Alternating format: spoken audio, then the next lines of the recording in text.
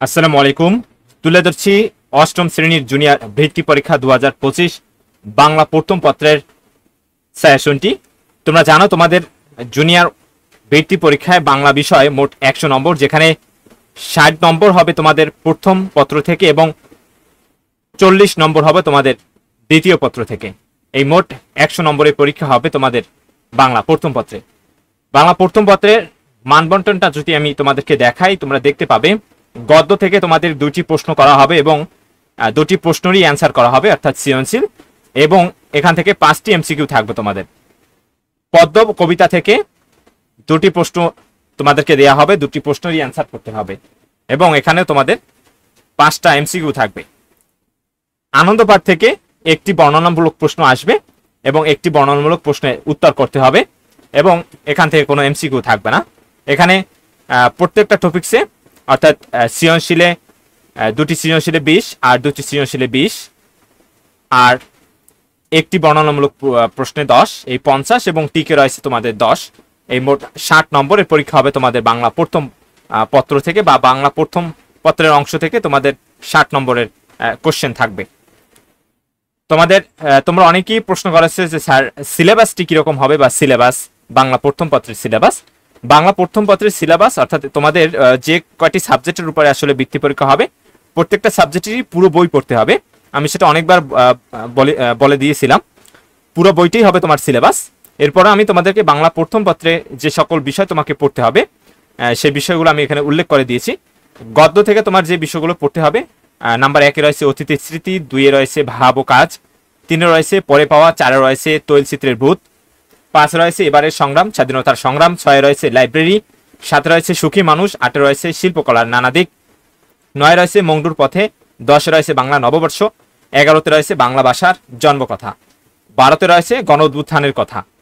এরপরে পদ্য বা কবিতা থেকে তোমাদের যে টপিকসগুলো পড়তে হবে, মানব ধর্ম, বঙ্গভূমির প্রতি 2 বিঘা জমি, পাঁচলোকে কিছু বলে, প্রার্থনা, বাবুদের মহত্ব, নারী, আবার আসিব ফিরে, রূপাই, নদীর স্বপ্ন, জাগো তবে অরণ্য, কন্যারা, প্রার্থী, 21-এর গল্প। এখানে রয়েছে তোমাদের 13টি টপিকস এবং গদ্যে রয়েছে তোমাদের 12টি টপিকস।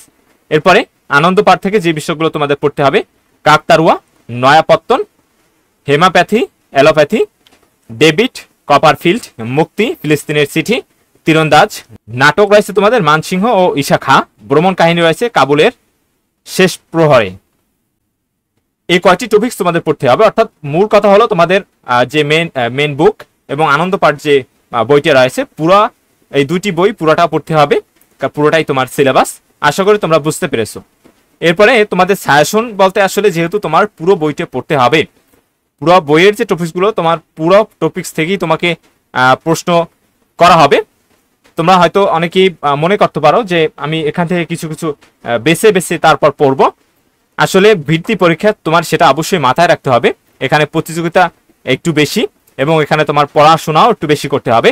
এখানে তোমাদের যে নীতিমালা রয়েছে সেই নীতিমালা উল্লেখ করা রয়েছে এবং তোমাদের যে মানবন্টনটা দেওয়া হয়েছিল সেখানে উল্লেখ করা রয়েছে যে তোমাদের এখানে যতগুলো টপিকস তোমরা দেখতে পাচ্ছ, প্রত্যেকটা টপিকস থেকে মিনিমাম একটি বিষয় থাকবে, সেটা হতে পারে এমসিকিউ, সেটা হতে পারে যে কোনো প্রশ্ন। তাছাড়াও যেহেতু তোমার বৃত্তি পরীক্ষা, এখান থেকে বেছে পড়ার মতো আসলে কোনো বিষয় নেই, পুরোটাই পড়তে হবে। সেজন্য আমি বলছি তোমরা পুরো বইটা পড়বে। সাজেশন যে বিষয়গুলো রয়েছে আসলে এখানে পুরো বইটাই তোমার সাজেশন। এরপরে তোমরা যে বিষয়গুলো করবে, যে আমার সাজেশন থাকবে তোমাদের জন্য, সেটা হলো তোমাদের 19 অর্থাৎ 2019, 18, 17 এবং 2016 সালের যে প্রশ্নগুলো রয়েছে তোমার গাইড বইয়ে রয়েছে, বা তোমাদের খুব শীঘ্রই তোমাদের জন্য মডেল টেস্ট বই বের হবে, সেখানে তোমরা এই বিষয়গুলো পেয়ে যাবে। সেখান থেকে তোমরা এই বিষয়গুলো আসলে খুব ভালো করে চর্চা করবে। এর কারণ হলো তোমাদের প্রশ্ন, সে প্রশ্নের যে ধাঁচ বা প্রশ্ন আসার যে সিস্টেমটা বুঝতে পারবে। তোমরা বেশি বেশি করে বোর্ড কোশ্চেনগুলো সলভ করবে এবং বিভিন্ন টপ 10 যে স্কুলগুলো রয়েছে সেই টপ 10 স্কুলগুলোর প্রশ্নগুলো তোমরা আসলে দেখতে পারো। সেগুলো পড়লে ইনশাল্লাহ তোমরা অনেকটাই দেখবে কমন পেয়ে গেছো।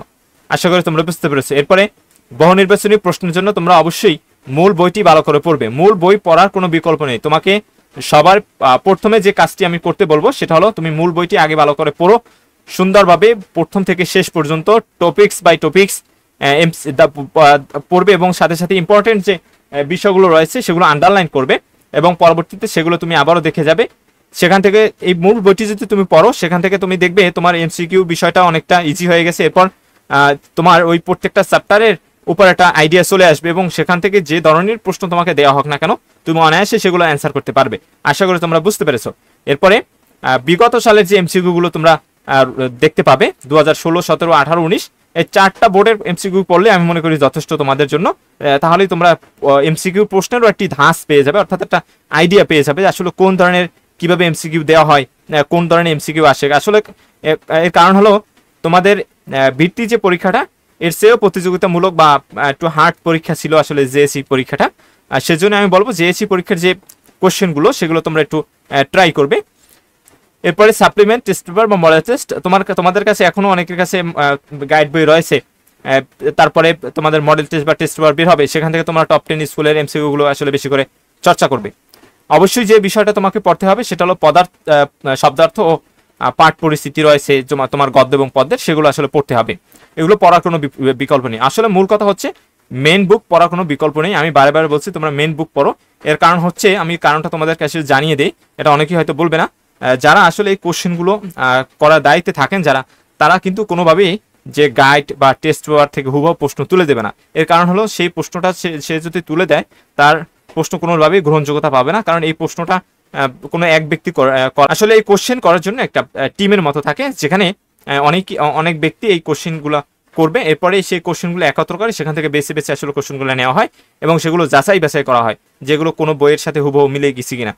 তাছাড়াও যে ব্যক্তি এই কোশ্চেনগুলো করে তারা চায় না যে আসলে হুবহু কোনো বই থেকে এই কোশ্চেনগুলো উঠিয়ে দেওয়া হোক, তাহলে এই যে বই থেকে আসলে কোশ্চেনটা উঠানো হবে সেই বইয়ের কিন্তু একটা স্পন্সরের মতো হয়ে যাবে এবং এটা থেকে বিভিন্ন ধরনের প্রশ্নবিদ্ধ হতে পারে, অর্থাৎ কোশ্চেনের একটি প্রশ্নবিদ্ধতা সৃষ্টি হবে। যার জন্য তারা চেষ্টা করে তোমাদের মেইন যে বুক বা বইয়ের যে বোর্ড থেকে তোমাদেরকে যে বইটি দেওয়া হয় সেই বই থেকে কিন্তু তারা নিজেদের নলেজ থেকে প্রশ্নটা তৈরি করা হয়। সেজন্য আমি বারে বারে বলি তোমরা আসলে তোমাদের মূল কাজ বা ফার্স্ট যে তোমাদের কাজ সেটা হলো তোমাদের মেইন বুকটা পড়া।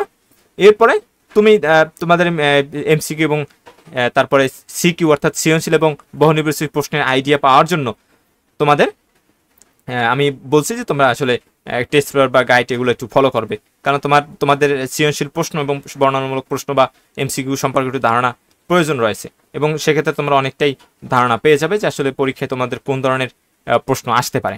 আশা করি বুঝতে পেরেছো। তোমরা আমাদের ইউটিউব চ্যানেলে ধারাবাহিকভাবে তোমাদের সাজেশনগুলো পেয়ে যাবে। আরও একটা বিষয় আমি তোমাদেরকে জানিয়ে রাখতে চাই, সেটা হচ্ছে খুব শীঘ্রই আমরা তোমাদের 8ম শ্রেণী বৃত্তি পরীক্ষার একটি কোর্স চালু করব। তোমরা যারা কোর্সটি করবে বা করতে চাও তারা আমার হোয়াটসঅ্যাপে নক দিতে পারো, অথবা তোমরা কমেন্ট বক্সে বা আমাদের টেলিগ্রাম চ্যানেল রয়েছে, তোমরা যে কোনো স্থান থেকে বা তোমরা যারা আমাদেরকে টিকটক থেকে দেখছো বা অন্য কোনো মাধ্যম থেকে দেখছো তোমরা আমাদেরকে মেসেজ করতে পারো। আশা করি কোর্সটা করে তোমরা উপকৃত হবে এবং সেটা খুব স্বল্প মূল্যে তোমাদেরকে দেওয়া হবে। আশা করি তোমরা বুঝতে পেরেছো। পরবর্তী যে কোনো গুরুত্বপূর্ণ ভিডিও এবং সাজেশনের জন্য বা আমাদের ইউটিউব চ্যানেলটি তোমাদের 8ম শ্রেণী বৃত্তি পরীক্ষার পাশে থাকবে ইনশাল্লাহ। তোমরা আমাদের ইউটিউব চ্যানেলটি দেখবে, আশা করি তোমরা উপকৃত হবে। ধন্যবাদ সবাইকে।